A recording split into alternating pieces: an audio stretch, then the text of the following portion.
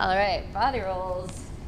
Body rolls are a special category of body isolations, and they're super useful because they look cool, and they're used a lot in greater dance steps.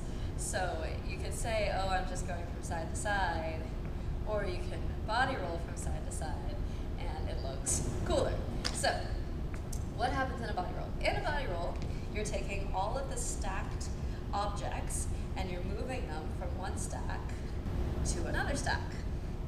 Or in some cases, you're moving them from one stack over to another stack and back again, depending on what kind of roll it is. So if I'm doing a side roll, I can start by moving, let's say my head from one stack to the other stack, and then my shoulders, and then my rib cage, and then my hips, and then my knees, and everything stacks over the other side.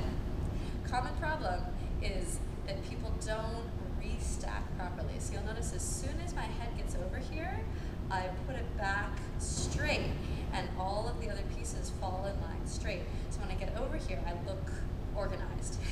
Cool. Sometimes people don't organize when they get onto the other foot, and then things look funny. So you can practice taking one piece of your body at a time over towards the other foot. You'll feel some stretch as like your rib cage stretches away from your hip. That's good. That's part of how it goes. So in a side roll, you can go from stack A to stack B. In a front roll, you can't really go from stack A to stack B. You have to bring one piece forward, and then that same piece has to go back again.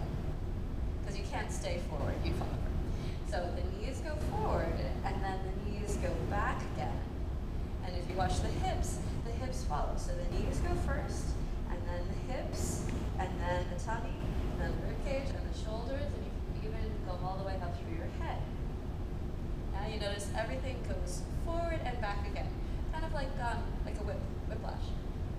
So again, the common problem is sometimes that things don't go in order. You have to be very methodical with yourself and say, okay, just my knees are moving. Now as my knees move back, my hips are moving forward. As my hips are moving back, my tummy's moving forward. As my tummy moves back, my ribs are moving forward. As my ribs move back, my shoulders move forward, and all the way up through the body.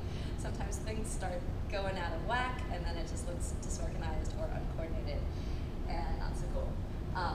Once you've got the movement more comfortable, then you want to make it smaller. So instead of a humongous, kind of crazy, grotesque movement, you want to make it as subtle in the body as possible. It's going to look much better. I sometimes say you want to move the muscles instead of moving the bones. Now, that's it's not anatomically true. Of course the bones are moving. But you want to feel like what I'm focusing on is squeezing the muscles, like squeezing the hamstring, gluteal muscles, and then moving the muscles of the torso forward and backwards, instead of moving the bones in a really big movement. I'm going to move the muscles in a smaller, subtle movement through the body. So that's a forward roll. We also can do a backwards roll, where we take one item back at a time. Yeah. So here my head goes back, shoulders go back, upper body, lower body, and seated. Now, what I've been showing you is some top down and some bottom up. You can actually do any of them anyway. When people go side to side, they tend to go from the top to the bottom, but you could go from the bottom to the top.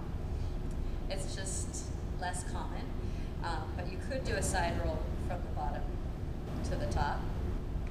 When I demonstrated my front roll, I demonstrated from the bottom because that's the most common.